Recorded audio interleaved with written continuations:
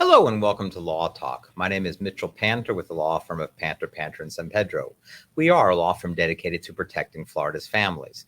And one of the things that we've done in the past and we're going to continue to do is to educate people. We feel that once you're educated, once you know about the law, you have a much better opportunity to learn, to do, to be, and to get the help that you need. So about 15, 20 years ago, Brett and I decided that we wanted to help the community. And one of the things that we did was we decided to go on to WLRN, a public broadcasting channel way back when. And what we did then was we brought in lawyers and people in the legal community, as well as judges, state attorneys. We had all different kinds of people on. And what we tried to do was educate you. Fast forward a bunch of years later, and we formed what's called the Panter Panter Sampedro Network. And our goal was to have a group of lawyers that could help our clients and other people that called us. At Panter Panter Sampedro, we advertise quite a bit. Hopefully you've heard some of our advertisements. But one of the things that we wanted to do in forming our group was never say, I don't do that. Always say, but wait, I have somebody that can assist us. So what we did was we sent out a mailer to 15, 20,000 people within the community. And we said, hey, can you join us? We went, we met them, we spoke with them, and together we formed the Panter Panter Sampedro Network. And our goal, again, was to be able to help people. So in doing that, what we did was we have many different types of law and many different people that are able to help you, the client, the customer, the person out there with their legal needs. And in doing such, we formed a group, and we have Bob Merlin here today. And Mr. Merlin's going to talk to us about a new type of law. Well, maybe not that new, but maybe new to you and me. It's called collaborative law. Bob, introduce yourself and tell us who you are and what you do. Thanks. Good to see you. I'm Bob Merlin. I'm a family attorney. I specialize in helping families resolve their disputes, but without going to court. And I specifically specialize in collaborative family law, which is a private, respectful, non-adversarial way for people to resolve their family differences, meaning divorces primarily, but also paternity matters as well. So let me start back up a little bit first, and let's talk about the Panter Panter Sampedro Network and how and why you got involved in our group. So I've known Brett for a number of decades, put it that way. And I heard about the network and I thought it was a great idea. I have a huge amount of respect for you, your brother, and the entire firm. You do excellent work. So I was honored to be asked to come into the network, and I've really enjoyed it. And I've met other professionals, and I've referred business to you all. And that's a good point, because one of our goals is never to say, I don't do that, but to say, wait, hold on, I got somebody. And you can look on the website, or you can look in the listing and say, I have somebody that can help you. And Bob, that's why we have you in a group, because there are often times when people need to get divorced or have family law matters, but they don't want to fight. They don't want to spend the time, the effort, the money doing that. How did you get involved in collaborative law? But I guess let's go back one step. Tell us a little bit about your educational background, where you came from and how you got to where you are currently. Sure. I'm a second generation Miamian. Grew up in North Miami, went to the University of Florida for undergrad and graduated from there a long time ago. There was one course I was never going to take, which was family law, because I was never going to practice it, which is an interesting piece of background. And I gravitated to family law. That was the place where I obviously was meant to be. I used to litigate a lot. I was a commercial litigator before then. And I knew there had to be a better way to help families resolve their differences. In 2003, I attended a very brief, it was 3 hours, and that's brief in my world now, training about the collaborative process. It was literally created by a gentleman up in Minnesota in 1990. So it was really, and it resonated with me, and I dove into it head first. I've attended a huge amount of trainings. I'm now the president of the Florida Academy of Collaborative Professionals, and I'm on the board and the treasurer of the International Academy of Collaborative Professionals. I train professionals to help their clients resolve their differences without going into court. So what does it mean? What's collaborative law defined? It's a process that empowers the couple to determine their destiny, as opposed to going to court where a judge is going to tell them how they're going to live and how their children are going to live. So it's a private process. Each side must have their own attorney. There are very few requirements. The attorneys are disqualified from representing the clients if one of them decides to leave the process. But the process is successful in Florida, like 85%. Is it a nationwide event, It or is. is it okay? Not just nation, international. Okay. Starting from one person, it's in 27 countries. Wow. It's amazing. And what's the goal? What do you want to do with collaborative law?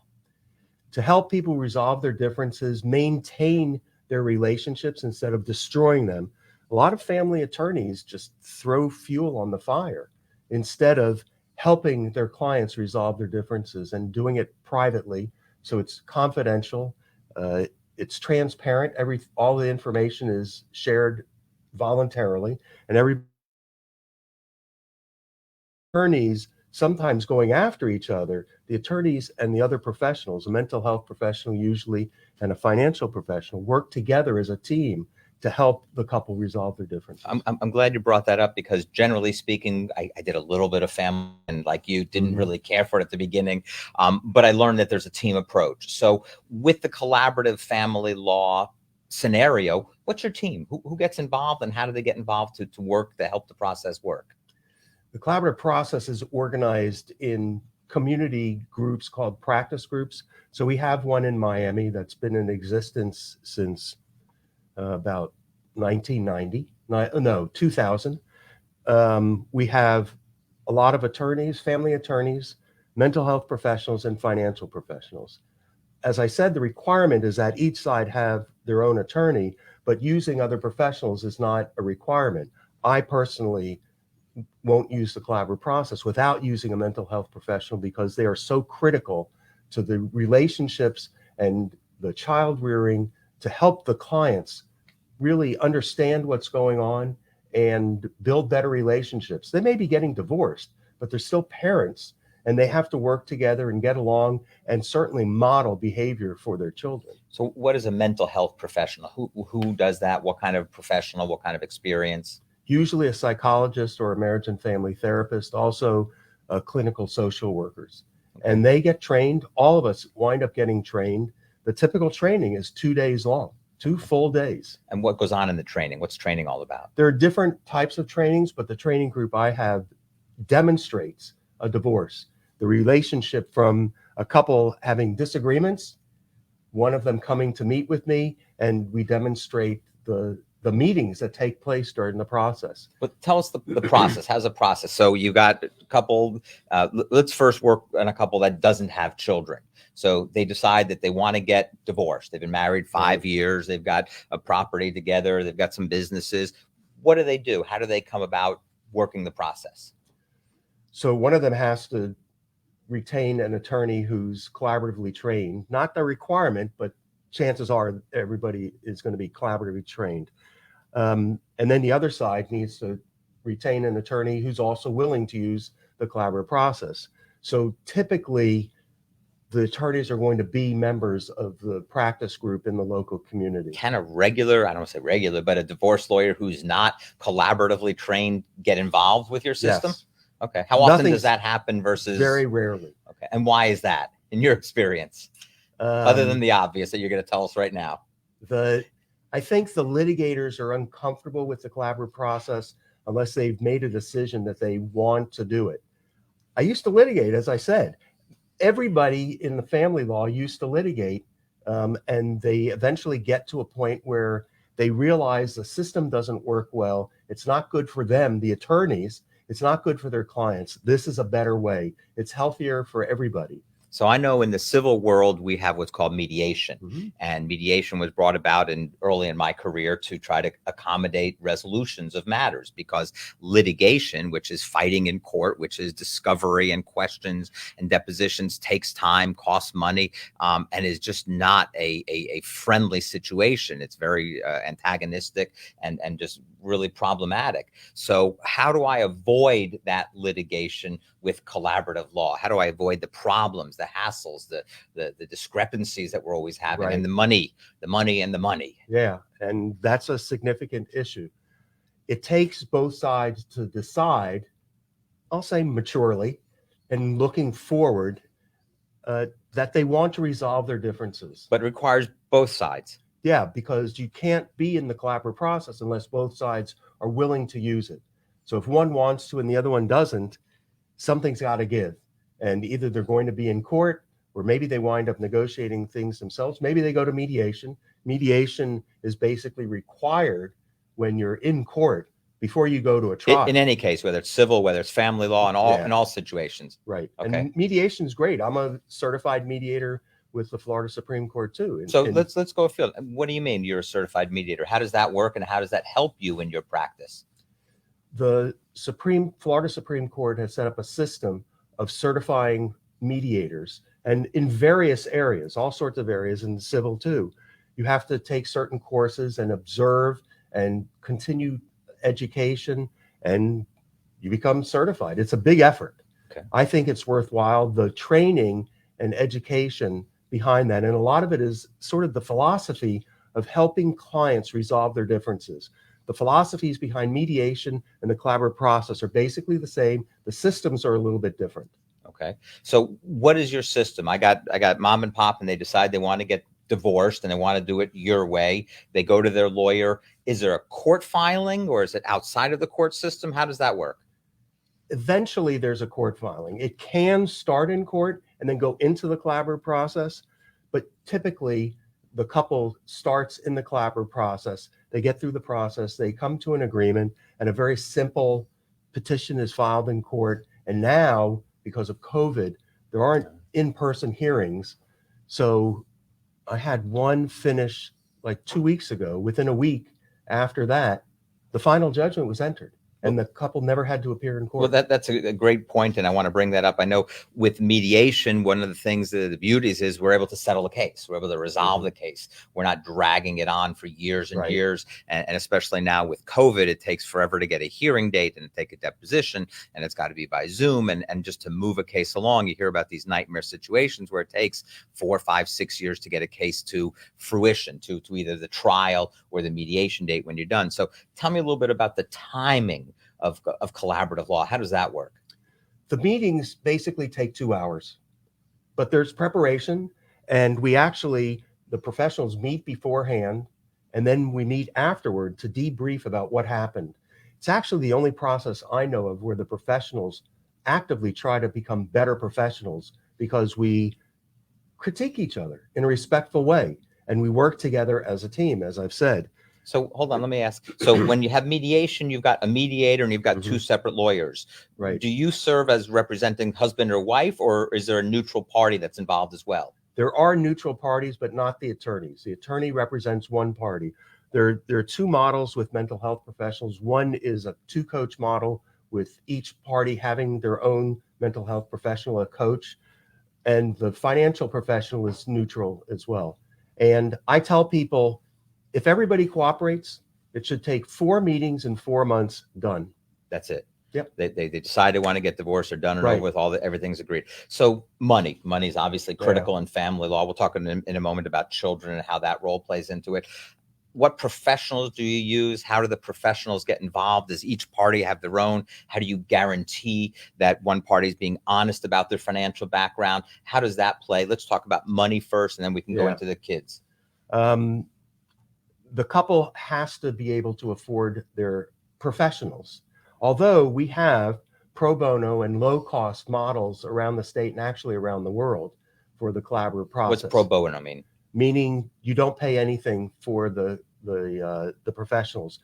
We created a program here in Miami-Dade in the court to provide free collaborative professionals for couples who couldn't afford it. If they qualified, that you have to have a certain level of income and assets, and we provided the professionals for free. 2 attorneys, one for each side, a mental health professional and a financial professional. The financial is usually an accountant, a CPA, but often is a financial planner as well. And what do they do? How does that financial person get involved so that everybody's treated fairly and the end result is just? So the couple understands that they have to voluntarily exchange information, bank account statements, credit card statements, information about their income, tax returns. All of the things that are gathered in a litigated divorce are done voluntarily in the collaborative process. And the financial professional analyzes everything, prepares schedules, and presents them to the couple and helps the couple resolve their differences, doesn't tell them what to do. We don't tell the husband and wife what they should do. We give them options and we help them decide what's in the best interest of their family, as opposed to really in court. The judge telling them what to do. Right. Yeah. The judge is telling them, and the judge is very limited in what he or she can do based upon the statutes, rules, and appellate decisions. There's no such limitation. As long as it's not specifically prohibited, the couple can do whatever they want to. So the little knowledge I have of family law, and you've got different types of alimony, permanent, periodic, things like that. How does that differ in a court litigation system versus your system, collaborative law system? The court is limited by what they can do. So I'll give you an example. I represented a gentleman who came to me initially saying he didn't want to pay alimony to his wife, and she earned enough to support herself. So under the law, she would not be entitled to alimony. But as the process went through it and we preserved the relationship, he decided that he wanted to make sure his wife felt comfortable when they got together for Christmas to celebrate with their children and grandchildren. And so he told me he wanted to pay her alimony. He changed from no alimony to I'm willing to pay alimony. Agreed upon. Absolutely not upon. Ordered, not Right. mandated, Right. not required, and they can talk about it and resolve it amicably. Right. It wouldn't have happened in court, but they chose that this is what they wanted to do. And we empower them to do that. Kids, grandkids, Right. cats, dogs, pots, pans, all these things that come. How do you, in a collaborative law system, I know that in the divorce system, with the court system, with litigation, there are schedules, there are rules, there are guidelines about Right. child support. How does that differ in your system? We still follow the child support guidelines usually, but there may be a situation where someone's paying more than the guidelines because that's what they want to do. Another perfect example, judges cannot order somebody to pay for college expenses. In the collaborative process, that's pretty common. If they can afford it, then they agree to it, and there's a commitment done. So if I'm understanding correctly, when you have a divorce and you have children, and children are 18, below 18, there's certain rules and regulations Right. that parents are responsible financially and all kinds of other. How does that differ in your system? The goal is basically the same. How you get there is different in the collaborative process. We use a mental health professional, a child specialist, to help the couple decide what should happen with the kids. When are they going to be with mom? When are they going to be with dad? Traveling, where are they going to school, medical care? All of those decisions are made somehow in court, but in the collaborative process, it's voluntary. You have an expert sitting with them. That doesn't happen in court typically. It's just the attorneys and the clients. And in our model, we have a child specialist, someone who has studied child development and family systems.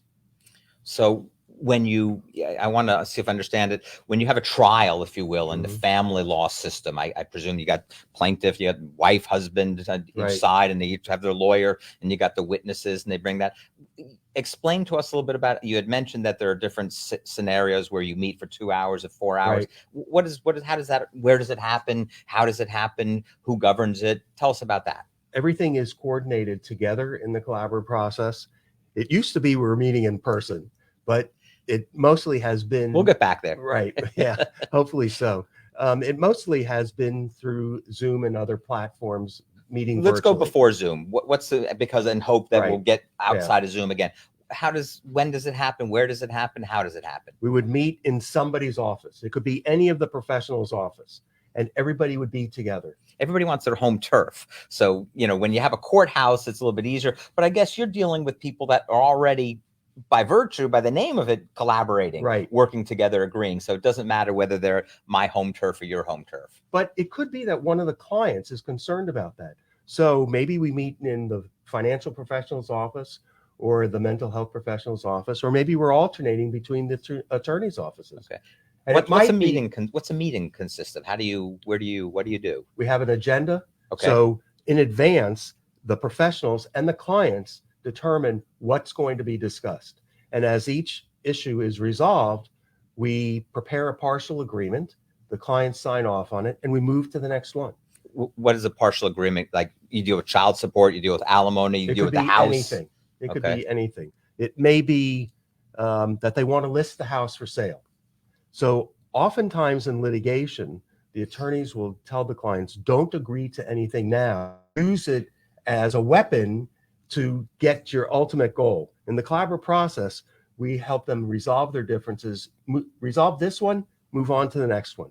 And they accumulate it until they're completed. If you get together and you sell the house, you have that pot of money that you can use for child support or alimony, as compared to fighting who's going to get the money for the house. Okay, so they go through the process, you reach an agreement. What happens next? Once there's an agreement, then we file a simple petition with the court. To get divorced, you have to have a court order. You can't get divorced without one.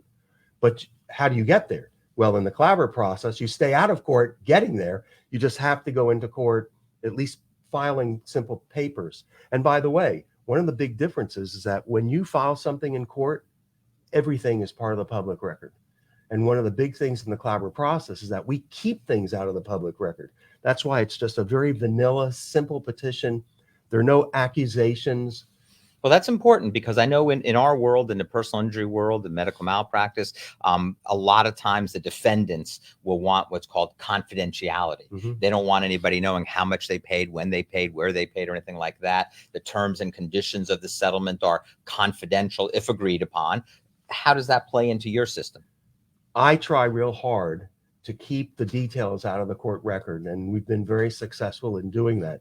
So there are ways to keep the details out. We don't have to file any of the financial documents, other than under certain circumstances, a sworn financial affidavit has to be filed. All right. So I know in our system, likewise, we have court reporters, stenographers, that when we're having important issues or important discussions or court hearings, we want a record of it. We want it to be recorded. And for that reason, we have a court reporter. You guys use that kind of system? It's got its pros and its cons. Right. We don't use court reporters, but we actually take minutes of our meetings. Okay. And we give them to the clients, and the professionals review them as well, so we can see what happened, what was discussed. And if they agreed to something, then we sort of pull those out of the minutes, put them in a separate document, and that's a partial agreement. Okay. And then we use those, as I said, to accumulate until they resolved everything. Correct me if I'm wrong. I think at the end of the day, in a divorce, you have what's called a marital settlement agreement. Yeah, same concept. Right. And that marital settlement agreement sets out the terms and conditions of the agreement. Okay, you got your marital settlement agreement. Everybody's happy. 3 months go down the road. Party one decides, I don't like that. I guess in the family law, you go back to court and you litigate it again, and it keeps the lawyers in business and keeps the wheels churning. Right. What happens in your scenario? Typically in our agreements, the couple agrees that if there are any disputes, if it's over children, they'll go back to the facilitator, the mental health professional, to help resolve it. That's a really efficient way to do that. Well, let me stop you. So they don't go back to the lawyer, they go back to They may just go back to the mental health professional. Yeah, there may be some communication. By agreement. By agreement. Okay. And if they can't resolve it, then they come back into the collaborative process. And I provide in my agreements, if they can't resolve it through the collaborative process, we bring in a mediator. Everything to avoid going to court. Well, that's an interesting point you just brought up. They bring in a mediator. Mm-hmm. So you don't serve as a mediator. You serve as a person that's representing the husband or the wife during the process. Is there mediation? Do they use a mediator? There can be. Okay. It's not real common, but there can be. There actually is a model using a mediator from the beginning, but it's not the typical model. Why not? It just hasn't developed like that. Okay. So again, back to the laws, the rules, the statutes. What rules, laws, statutes are there? How is it governed? How do we know that it's going to work? Well, basically what winds up happening is that there's a contract. That's the agreement. It's a contract. And once it's signed, it becomes enforceable. And the same sort of relief, the term we use in court, the same choices of the example you gave, I'm not happy with it anymore, it would be the same in court or in the collaborative process. That person may have a right to change the agreement. In the collaborative process, they come in and negotiate. And if there's not a satisfactory result for one of them, they can try to go to court. So can you agree to not go to court? Yes. Okay. And how does that play out? It usually works. Okay. There's a big problem in the entire judicial system, especially in family, with post-judgment litigation. Hold on. What does that mean? What's post-judgment? Fighting. You get a final judgment. Okay. You're divorced. Fighting afterwards and not Yes. resolving your differences. Christmas time, they want to spend time with the kids. They don't want to spend, kids go to college, private school. I lost my job. What we'll call, I think the term is a substantial change in circumstances. Right. How does that play out in collaborative laws compared to litigation, non-collaborative law? They keep them out of court. Okay. And what actually happens in the collaborative process is we teach the couple how to resolve their differences. We model behavior for them. So the chances of someone coming back and fighting later is really, really low. In court, it's very common. Right. I hate to say it, but you have the lawyers that need to continue to make money and they continue to push the envelope and they fight it. And I know this time of year is usually crazy because the families get together or don't get together and it's holiday time and it's bonus time. Right. How does that play into what do you do in collaborative law to try to avoid that problem, this time of year problem, the holiday time? We talk about the realities. We really focus on the best interests of the children. In fact, during meetings, some professionals put photographs of the children on the table to remind them. Guilt them? That, well, to some extent, it's the parents getting divorced, but it's affecting those children. Yeah. And you have to be aware of the children and how they're going to react to it.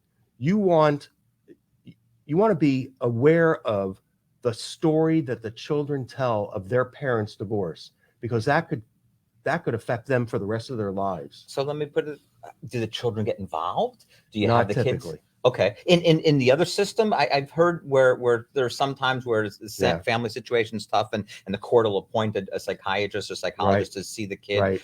You have mental health people in your system. Right. Do you involve the kids or you don't involve the kids?